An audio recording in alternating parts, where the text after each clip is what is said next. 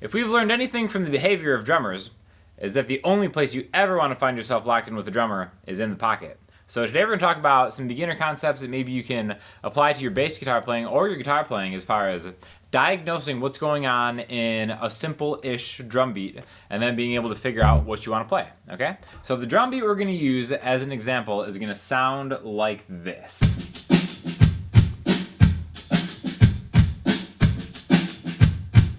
So, it's not the most complicated thing in the world, but it is in a count that's not 4/4, so it's a little bit maybe tricky for a very absolute beginner to diagnose. So again, one more time, we have, if we want to count it, 1, 2, 3, 4, 5, 6, 1, 2, 3, 4, 5, 6, 1, 2, 3, 4, 5, 6, 1, 2, 3, 4, 5, 6.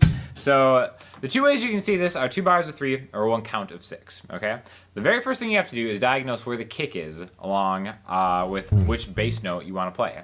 So we're just going to go ahead and know that the first note, or the first chord in this song is a D major chord, all right? Now this is actually just kind of like taken from a song I just posted that I'll link to if you want to hear the whole song and kind of like the whole track. But it starts on a D major chord, so we're just going to take a root note and we're going to play that root note where that kick shows up. So again, just kind of understanding the basic building blocks of how a drum beat is constructed is super helpful, and that's why you need to know how to count, okay? So from that drum beat, we can diagnose it just like 1 and 2 and 3 and 4, 5, 6, 1 and 2 and 3 and 4, 5, 6, 1 and 2 and 3 and 4, 5, 6. So we have a kick on the 1, 1 and 2 and 3 and 4, 5, 6, and the 4 and the 5. Okay, so first of all, we're going to focus on the 1, the 4, and the 5 of that count. All right, 1, 2, 3, 4, 5, 6, 1, 2, 3, 4, 5, 6, 1, 2, 3, 4, 5, 6, 1, 2, 3, 4, 5, 6, 1, 2, 3.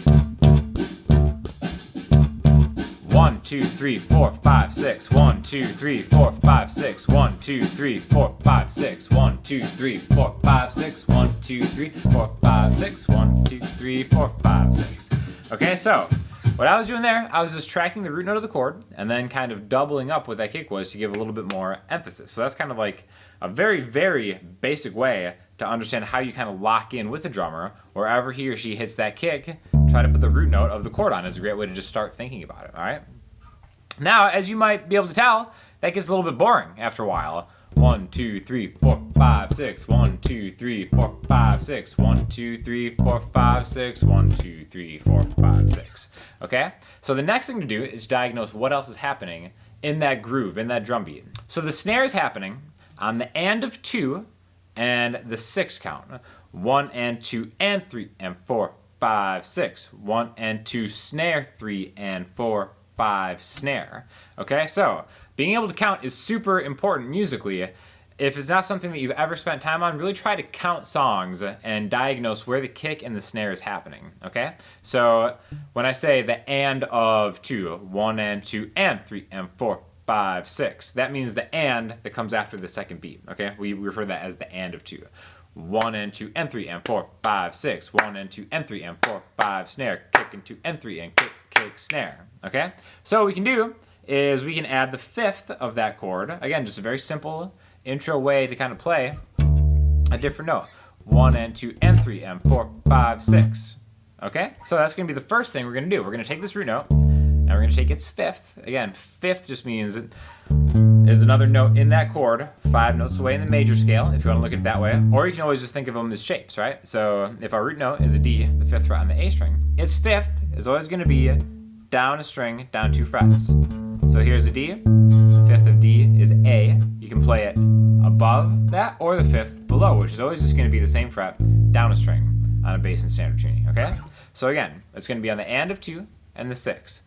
1 and 2 and 3 and 4, 5, 6. 1 and 2 and 3 and 4, 5, 6. Okay? So I'm just playing the root notes on the kick, and then I'm playing its 5th on the snare. 1 and 2 and 3 and 4, 5, 6. 1 and 2 and 3 and 4, 5, 6. And that's all I have to do. I can follow the chords around there. The chords for the song just happen to be like a D major to a C to a B minor to a G. Now, you don't even have to know whether these chords are major or minor as long as you know where the root note is on a bass guitar. So it actually kind of works out pretty easily. So again, if we start with a D major chord, 1 and 2 and 3 and 4, 5, 6. 1 and 2 and 3 and 4, 5, 6. 1 and 2 and 3 and 4, 5, 6. 1 and 2 and 3 and 4, 5, 6. B minor.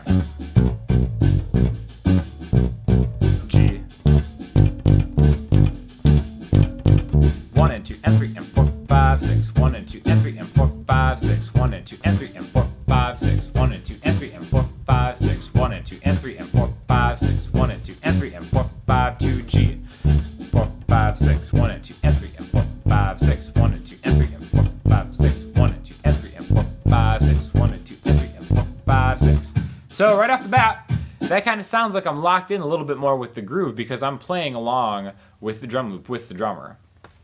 A lot of different things that you can do with this. Is a very rudimentary way to look at just root notes and its fifths, right?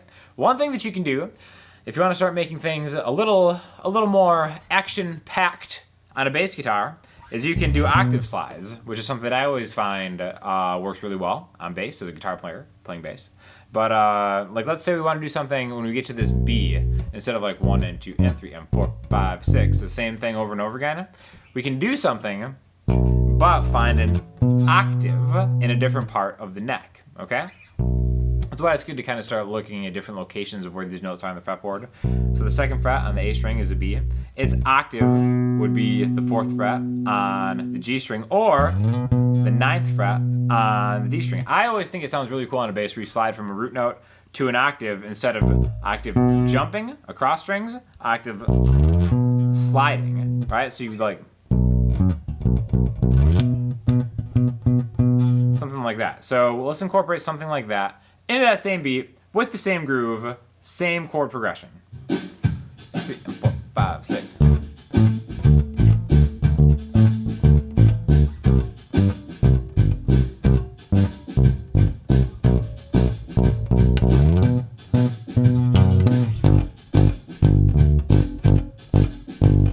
We do the same thing with that G right there. It's really kind of the same thing as far as jumping to octaves. The difference between 2A to 9D is 7 frets higher, right? 2 to 9. Same with D. 3 on the E string, 3 plus 7 is 10. So you can always just add 7 notes, go down a string on a bass, and you're going to find the octave. 1 and 2 and 3 and 4, 5, 6, 1 and 2 and 3.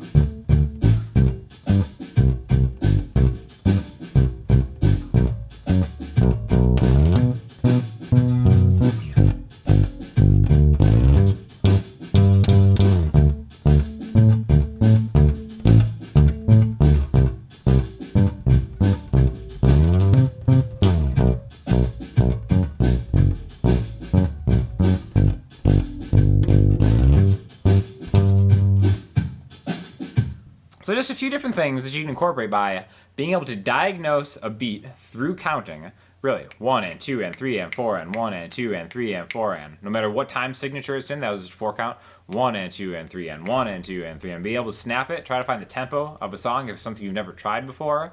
Really, musical counting is something that every good musician has some ability to do steadily. So that's something you don't even need to have an instrument in your hand to work on if you're just listening to music in your headphones. If you're listening on your AirPods, totally unaware to the world around, really just try to diagnose a count. And really, once you have that, try to find out where the kick and the snare, or whatever showcased drum, it doesn't even have to be a drum kit, really. It's just try to find out where the groove is going and what number or beat that count falls on. And then whether you're playing a bass guitar, whether you're playing an electric guitar, an acoustic guitar, a piano, try to jump on that train and then do something complementary on that beat. And then you'll find out that really the feel of your playing is going to improve because you're getting locked in with whatever is going on the track. That's why it's really just great practice to try to play along with some of your favorite songs, because you'll find out that that's one of the biggest things that improves quickly is your rhythm, and just being able to jump right in and lock in. So hopefully you learned a little bit of something while I was rocking out this amazing Ernie Ball Stingray that I love so dearly. If you have any questions or comments, hit me up in the comment section, Instagram, Twitter, or the website. I'll talk to you all soon. Thanks a lot.